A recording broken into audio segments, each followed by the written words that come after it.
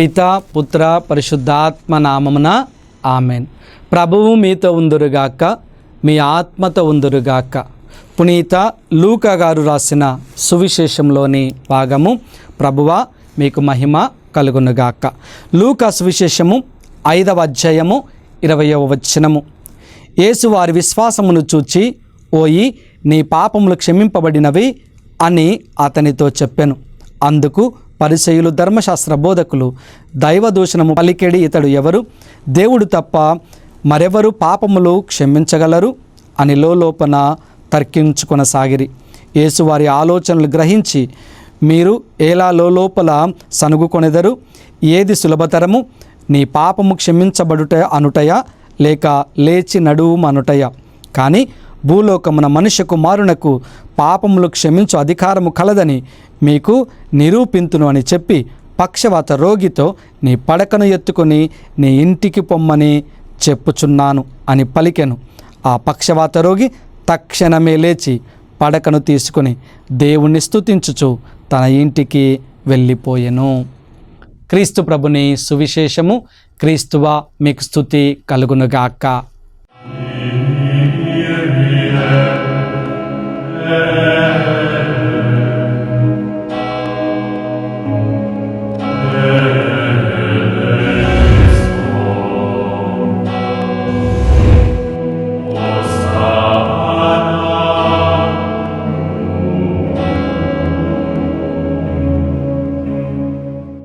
Praise the lord.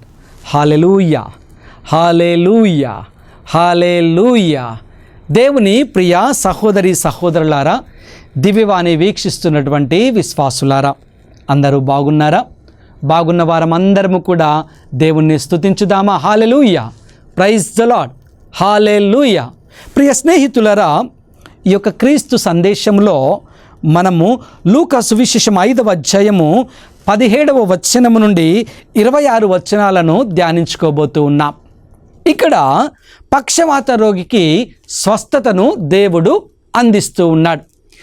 ఏ విధముగా ఈ పక్షవాత రోగి స్వస్థత పడ్డాడో మనము ఈ యొక్క ఎపిసోడ్లో చూడటానికి ప్రయత్నం చేద్దాం. చూసిన తరువాత దానిలోని మర్మాన్ని గ్రహించి మనము కూడా ఆ బలమైన విశ్వాసాన్ని నిలబెట్టుకోవటానికి, దేవుని యొక్క కృపాశీర్వాదాలను పొందుకోవటానికి ప్రయత్నం చేద్దాం. దేవుణ్ణి ప్రార్థించుకుందాం. లూకా 5:17 మనం చూసినట్లయితే, ఒకనాడు ఆయన బోధించుచుండగా యెరూషలేము, గలిలయ, యూదయలోని గ్రామముల నుండి వచ్చిన పరిసయ్యులను, ధర్మశాస్త్ర బోధకులను ఆయన ఎదుట కూర్చుండి ఉండిరి.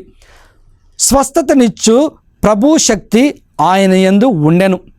అప్పుడు కొందరు పక్షవాత రోగిని ఒకరిని పడకపై మోసుకొని వచ్చి ఇంటి లోపల బోధించుచున్న ఆయన చెంతకు చేర్చ ప్రయత్నించిరి.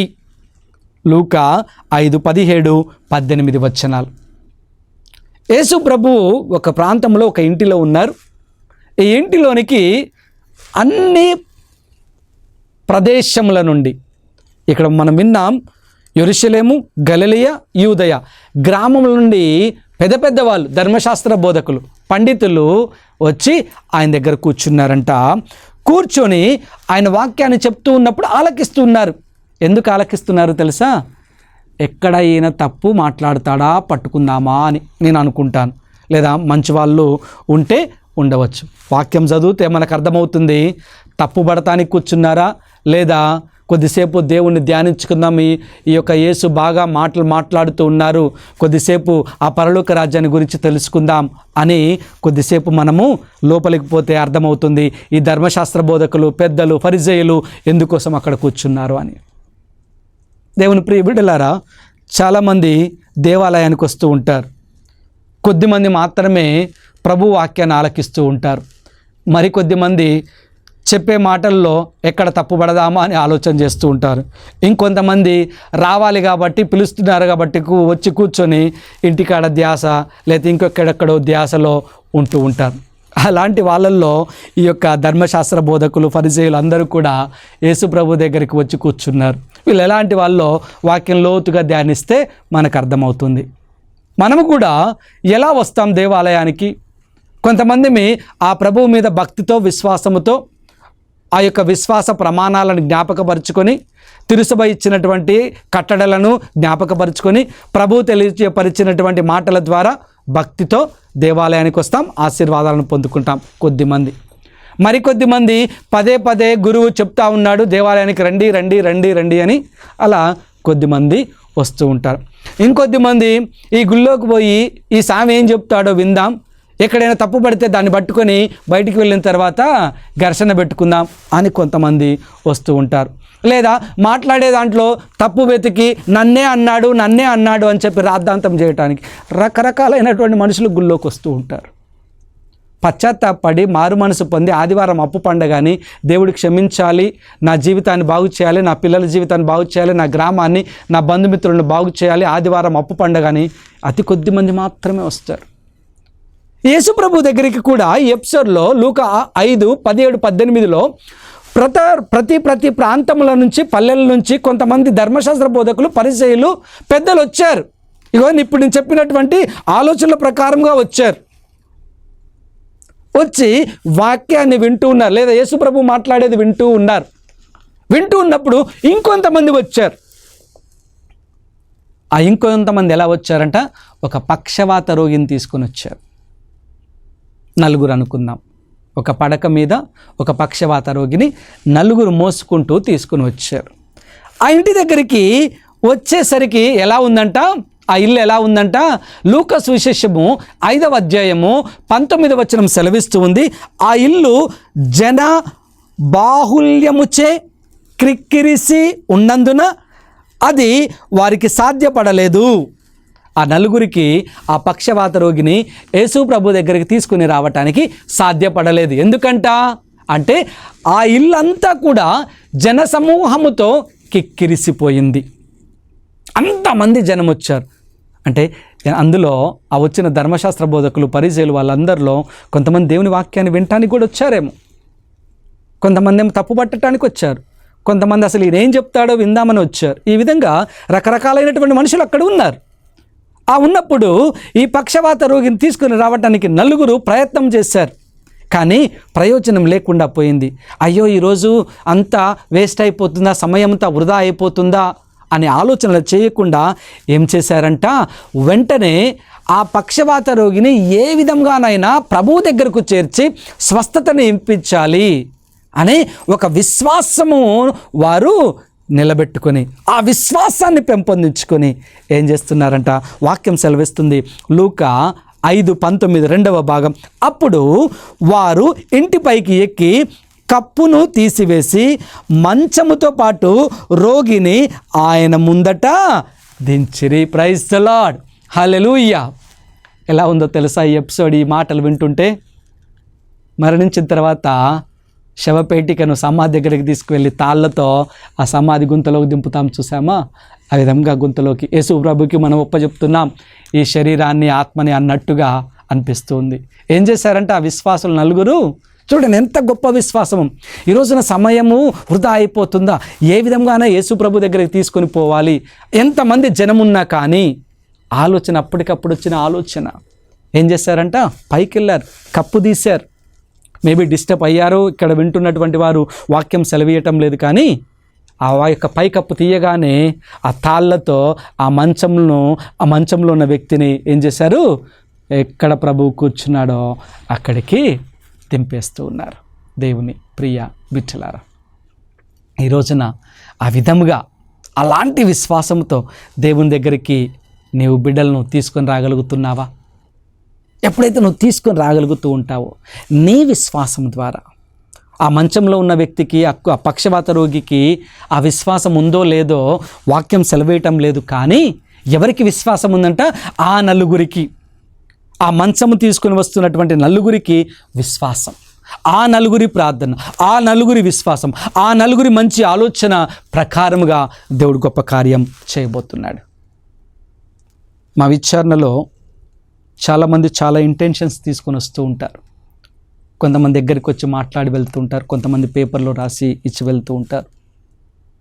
ఒకానొక సంవత్సరంలో అక్టోబర్ మాసంలో, మరియ తల్లి మాసంలో, జపమాల మాసంలో మీ ఇంటెన్షన్స్ అన్నీ తీసుకొని రండి, ప్రతిరోజు నేను ప్రార్థన చేస్తాను అన్నప్పుడు దాదాపు ఒక 112, 113 దాకా ఇంటెన్షన్స్ వచ్చాయి. దేవుని ప్రియ బిడ్డలారా, అందులో చాలా వాటికి దేవుడు ఆశీర్వదించాడు. అందులో మొట్టమొదటి ఆశీర్వాదం ఏమిటి అంటే, సంతానం లేని వారికి మరియ తల్లి దగ్గర గోజాడినప్పుడు దేవాతి దేవుడు సంతాన ప్రాప్తి కలిగించారు. అలాంటి గొప్ప కార్యాలు అనేకమైనవి దేవుడు మా విచారణలో, మా దేవాలయంలో చేస్తూ ఉండేవారు. ఈ రోజుకు కూడా మా విశ్వాసులందరూ కూడా, ఫాదర్ ఈ ఇంటెన్షన్ కోసం ప్రార్థన చేయండి.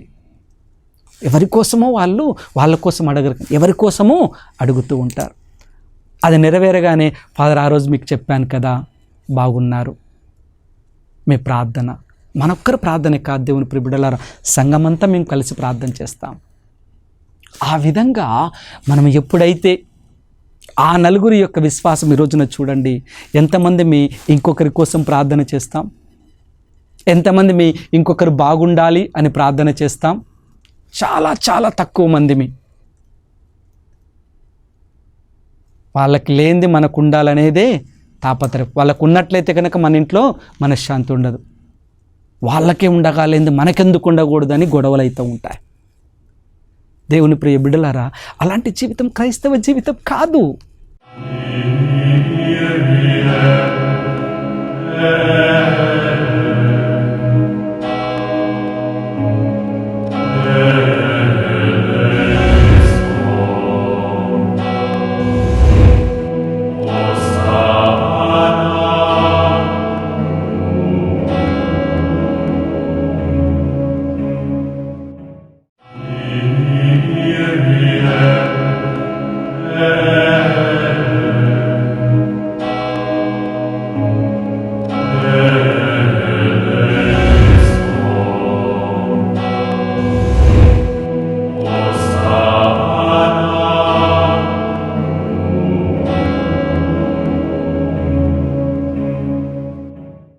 ఈ లోకము అంత్య దినాలలో ఉంటూ ఉంది.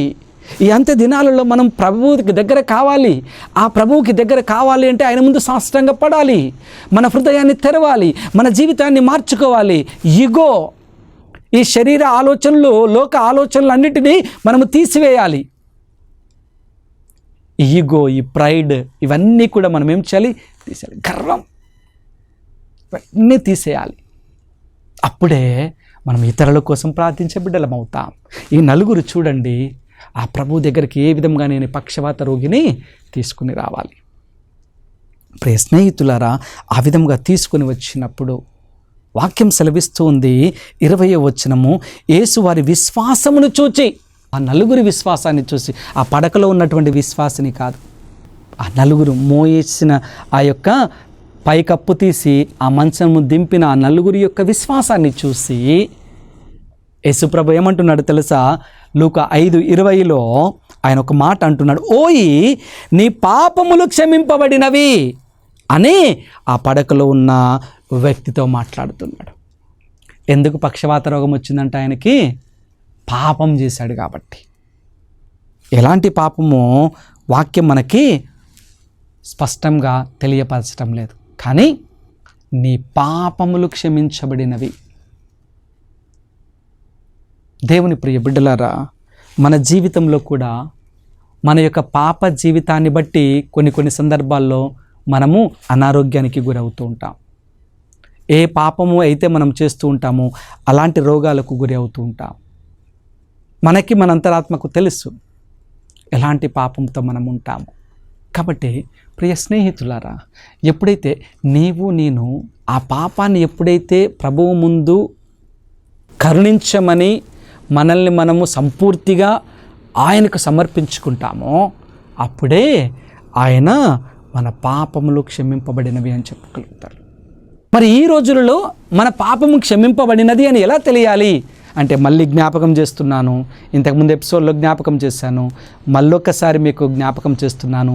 పాప సంకీర్తనం ద్వారా నీ పాపమునంతా ఒప్పుకున్న తర్వాత, గురువు నీకు చెప్పే మాటలను, దేవుని మాటలను తెలియపరిచిన తర్వాత, నిన్ను ఉత్తమ స్థాపజపం చెప్పుకుంటున్నప్పుడు గురువు ఒక ప్రార్థనతో నిన్ను నీ పాపములను క్షమిస్తాడు. ప్రార్థన అయిపోయిన తర్వాత నీకు అబ్సల్యూషన్ ఇచ్చిన తర్వాత ఆ పాప క్షమాపణ ప్రార్థన నీతో చెప్పిన తర్వాత ఇక పాపము చేయక జీవించుము అంటాడు. ఎప్పుడైతే ఆ మాట నువ్వు వింటే అప్పుడు దేవుడు నీ యొక్క బలహీనతలను, పాపములను, చీకటిని, మలినమును అంతటినీ తీసివేస్తాడు. అది దేవుడు చెప్పాడు. దేవుడు చెప్పిన ఆ మాటను శిష్యులకు అందించాడు. శిష్యులకు అందించినటువంటి మాటను అభిషక్తులైనటువంటి గురువులకు మాత్రమే పాపమును క్షమించు అధికారము ఇచ్చి ఉన్నాడు అని ఈ యొక్క ఎపిసోడ్ మనకు నేర్పిస్తూ ఉంది. దేవుని ప్రియ బిడ్డలారా, ఎప్పుడైతే నీ పాపములు క్షమించబడినవి అని ఆ మంచంలో ఉన్న పక్షవాత రోగితో చెప్పారో వెంటనే కొంతమంది మొదలుపెట్టారు, గుణ మొదలుపెట్టారు. ఏమంటావి? అందుకు 21వ వచనము, అందుకు పరిసయ్యులు, ధర్మశాస్త్ర బోధకులు, దేవదూషణలు పలికెడి ఇతడు ఎవరు? దేవుడు తప్ప మరెవరు పాపములను క్షమించగలరు అని లోలోన తర్కించుకొనసాగిరి. కొన్ని దేవుడి మాటలను మనం తెలియపరుస్తున్నప్పుడు కొన్ని మాటలు మన వ్యక్తిగత జీవితానికి తగులుతూ ఉంటాయి. తగులుతూ ఉన్నప్పుడు మన కోపం వస్తూ ఉంటుంది.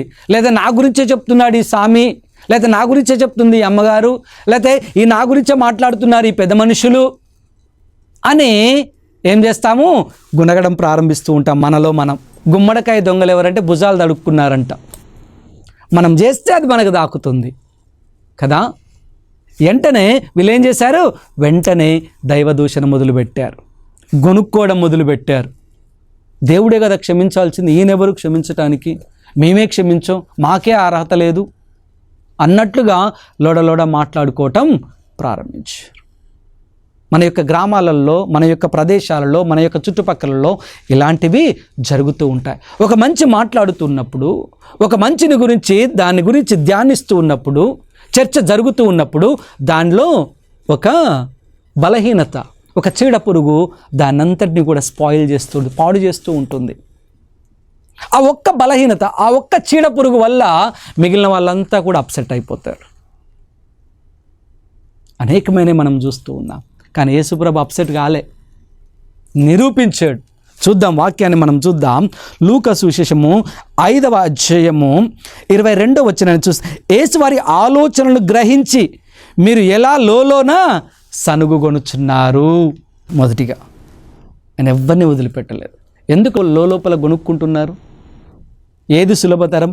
పాపమును క్షమించమంటయా, పడకను ఎత్తుకొని పోమంటయా, ఇంకేంటి సులభమో మీకు నిరూపిస్తాను. పరలోకము నుండి వచ్చినటువంటి దైవ కుమారునికి, మనుష్య కుమారునికి పాపములను క్షమించు అధికారం ఉంది అని నేను నిరూపిస్తాను అని వాళ్ళతో మాట్లాడుతున్నాడు దేవుని ప్రియ బిడ్డలారా. అందుకే 24వ వచనంలో, భూలోకమున మనుష్య కుమారునికి పాపములను క్షమించు అధికారం కలదని మీకు నిరూపింతును అని చెప్పి పక్షవాత రోగితో నీ పడకను ఎత్తుకుని నీ ఇంటికి పొమ్మని చెప్పుచున్నాను అని పలికెను. లూకా 5:25లో ఆ క్షణమే వాడు లేచి పడకను తీసుకుని దేవుణ్ణి స్తుతించుచు ఇంటికి వెళ్ళాడు. ప్రైజ్ ద లార్డ్, హల్లెలూయా. ఇది మనకు కావలసినటువంటిది. దేవుడు మనుష్య కుమారునికి పాపములను క్షమించు అధికారం కలదని దేవాతి దేవుడు నిరూపించాడు. వారి లోపల గొనుగుకున్నటువంటి మాటలన్నిటినీ కూడా మాయం చేయటానికి నేను దేవుడు పంపించినటువంటి మాటలను మాత్రము మాట్లాడటానికి వచ్చానే కానీ నా అంతటా నేను ఏమీ మాట్లాడటానికి రాలేదు. ఇదిగో దేవుడు ఈ బిడ్డను, ఈ పక్షవాత రోగిని స్వస్థపరచబోతూ ఉన్నాడు. ఈ అధికారము దేవాతి దేవుడే నాకే అందించాడు. ఈ మనుష్యావతారము ఇచ్చిన దేవుడే పాపమును క్షమిస్తాడు, మీరు చూడండి అనగానే నీ పడకను ఎత్తుకొని వెళ్ళు అనగానే తక్షణమే ఏమీ ఆలోచన చేయకుండా, ఏ సమయము వృధా కాకుండా వెంటనే పడకను తీసుకుంటున్నాడు. వెళుతూ ఏం చేస్తున్నాడంట? దేవుణ్ణి స్తుతించుకుంటూ వెళ్తున్నాడు. ప్రైజ్ ది లార్డ్, హల్లెలూయా, హల్లెలూయా. ఎప్పుడైతే మనము దేవునికి దగ్గరగా ప్రయాణం చేస్తూ ఉంటామో, దేవునిలో మనము ఉంటూ ఉంటామో, దేవునిలో మన విశ్వాసాన్ని నిలబెట్టుకుంటూ ఉంటామో, అప్పుడు దేవుడు మనలో గొప్ప కార్యము చేస్తూ ఉంటాడు. ఆ కార్యము ద్వారా నేను మనందరము కూడా ఏం చేయగలుగుతామంట? ఆయన్ని స్తుతించే అర్హతను పొందుకోగలగాలి. ఎప్పుడైతే ఆయన స్వస్థత పడ్డాడో, మంచాన్ని ఎత్తుకొని మోస్తూ ఉన్నాడో, మేబీ అప్పుడు ఆయన దేవుణ్ణి విశ్వసించి ఉండవచ్చు. అప్పటి వరకు ఎవరి విశ్వాసం? నలుగురి విశ్వాసం. ఈ నలుగురి విశ్వాసం ద్వారా ఆ మంచంలో ఉన్నటువంటి కదలలేనటువంటి వాడు మంచము పట్టుకొని వెళ్ళు, పైకి లేచి మంచం తీసుకుని వెళ్ళు అనగానే మంచం పట్టుకొని వెళ్తూ ఏమంటున్నాడు? దేవునికి స్తుతి, దేవునికి మహిమ, దేవునికి ఆరాధన, నన్ను నా దేవుడు స్వస్థపరిచాడు, నా దేవుడు నాకు ఆరోగ్యాన్ని మరి యొక్క నూతన జీవితాన్ని అందించాడు అని సంతోషముతో ఆయన్ని స్తుతిస్తూ వెళ్తున్నాడు అని వాక్యం నేర్పిస్తుంది. అందుకే ఏ చిన్న కార్యం మన జీవితంలో జరిగినా ఇది దేవుడు చేశాడు అని ఆయన్ని స్తుతించినప్పుడు దేవుడు గొప్ప కార్యాలు చేస్తాడు. ప్రియ స్నేహితులారా, ఎప్పుడైతే నీవు నేను మనందరం అలాంటి గొప్ప జీవితాన్ని జీవించడానికి ఇష్టపడతామో ఆయన మనలందరినీ కూడా కాపాడతాడు. మీకు చిన్న సాక్ష్యం చెప్తాను. జూన్ మాసంలో మొదటి వారంలో మా విచారణలో కంచనపల్లిలో బిజీగా ఉంటాం. శుక్రవారం శనివారం. జూన్ మాసంలో మొదటి శుక్రవారం రోజున ఉదయం ఆరాధన పెట్టాం, అదేవిధంగా సాయంత్రం ఆరాధన పెట్టాం. ప్రతి నెల మొదటి శనివారం రోజున వేకువజామున ప్రార్థన ఆరాధన ఉంటుంది. అయితే ఆ రోజున ఆ నెల మొదటి శుక్రవారం, జూన్ మాసం నెల మొదటి శుక్రవారం ఆ రోజు ఉదయం సాయంత్రం ఆరాధన దివ్యబలి పూజ ఉన్నాయి.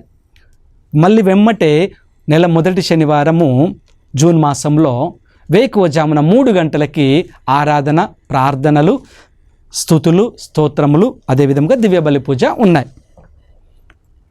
ఆ సందర్భంలో టైట్ షెడ్యూల్ అన్నమాట.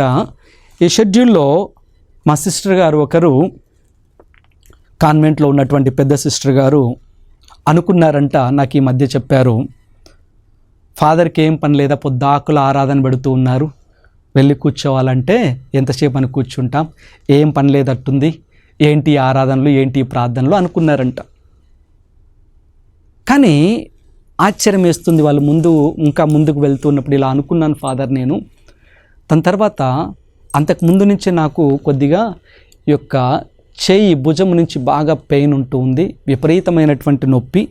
ఈ నొప్పితోనే నేను ఒక మీటింగ్కి వెళ్ళాను, హైదరాబాద్ ప్రాంతానికి. మీటింగ్కి వెళ్ళినప్పుడు అక్కడ సిస్టర్లతో చెప్పుకున్నప్పుడు డాక్టర్ని కన్సల్ట్ చేయన్నారు, వాళ్ళు మందులు ఇస్తారు. అంటే ఆ మందులు తీసుకోవడం నాకు ఇష్టం లేదు ఫాదర్ అంటూ సిస్టర్ గారు వచ్చారు. దాని తర్వాత ఈ ఆరాధనలో పాల్గొన్నారు. కొద్దిసేపు ఏంటి ఆరాధనలు అనుకున్నారు. కానీ ఆమె ఆ 3 రోజుల ఆరాధనలో పాల్గొని అనుకున్నారంట పెద్ద సిస్టర్ గారు, ఈ ఆరాధనలో నాకు స్వస్థతను దేవుడు ఇవ్వాలి అని విశ్వాసంతో, దీనతతో లేవకుండా ప్రభువా నాకు స్వస్థతనివ్వు అంటే దేవుడు ఆమెను అద్భుతంగా స్వస్థపరిచారు అని ఈ 2-3 రోజుల క్రితము వారు నాకు తెలియపరుస్తున్నప్పుడు కళ్ళమ్మటి నీళ్ళు ఆగటం లేదు. ఎందుకంటే దేవుడు గొప్పవాడు. చాలామంది మా యొక్క దేవాలయంకు వచ్చిన వాళ్ళందరూ కూడా అనుభూతిని, ఆ దేవుని యొక్క శక్తిని, మహిమను పొందుకుంటూ ఉంటారు. ఈరోజుకి ఆ సిస్టర్ గారు చాలా గొప్పగా మాట్లాడతారు, మన దేవాలయంలో దేవుని మహిమ, దేవుని ఆత్మ, దేవుని బలము ఉంది ఫాదర్. అందుకే తపస్కాలం అంతా కూడా మీరు 4:30కి పెట్టిన ఆరాధనలో ప్రతిరోజు క్రమం తప్పకుండా నేను పాల్గొన్నాను, అంత అనుభూతిని నేను పొందుకున్నాను ఫాదర్. దేవుని ప్రియ బిడ్డలారా, ఆయనతో ఉన్నప్పుడు, ఆయన విశ్వసించినప్పుడు, ఆయనతో మన సహవాసం చేస్తున్నప్పుడు ఆయన మనకు అనేక మేలులను అందిస్తాడు. ప్రియ సహోదరి సహోదరులారా, ఈ కుష్ఠువానికి లేదా ఈ పక్షవాత రోగికి మరి స్వస్థతనిచ్చిన దేవుడు నీకు నాకు మన యొక్క పక్షవాతముల నుండి, మన యొక్క బలహీనతల నుండి, మన యొక్క చెడు ఆలోచనల నుంచి, మన యొక్క చెడు తలంపుల నుంచి, మన యొక్క వేష భాషల నుంచి మనకు స్వస్థతనివ్వడా? ఆలోచన చేద్దాం ప్రియ స్నేహితులారా.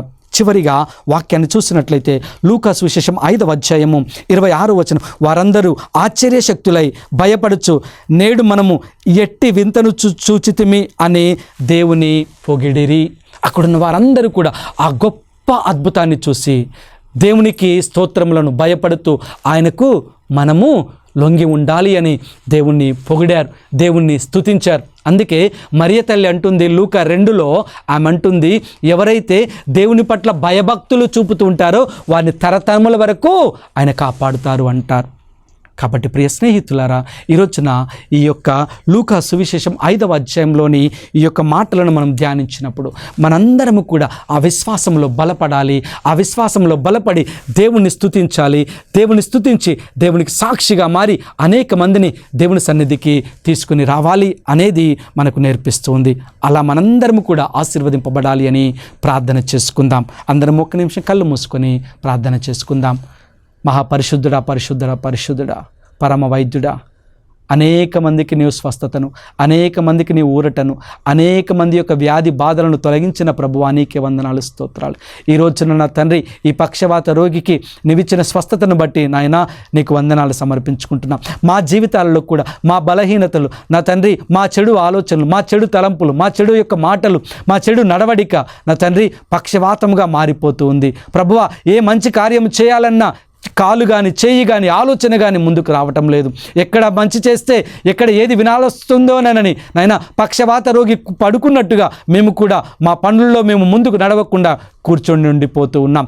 ప్రభువా, మమ్మల్ని అందరినీ కూడా ఆ పక్షవాతం నుంచి బయటికి తీసుకుని రమ్మని, నీకు సాక్ష్యంగా నిన్ను స్తుతించు బిడ్డలుగా మమ్మల్ని అందరినీ ఆశీర్వదించమని మా నాథుడిని మీ కుమారుడును అయిన యేసు పరిశుద్ధ నామంలో అడిగి వేడుకొనిచున్నాము. ఆమేన్. ప్రభువు మీతో ఉందురుగాక, మీ ఆత్మతో ఉందురుగాక. సర్వశక్తిగల సర్వేశ్వరుడు పిత, పుత్ర, పవిత్ర ఆత్మ మిమ్మందరిని ఆశీర్వదించి కాచి కాపాడుదురుగాక. ఆమేన్.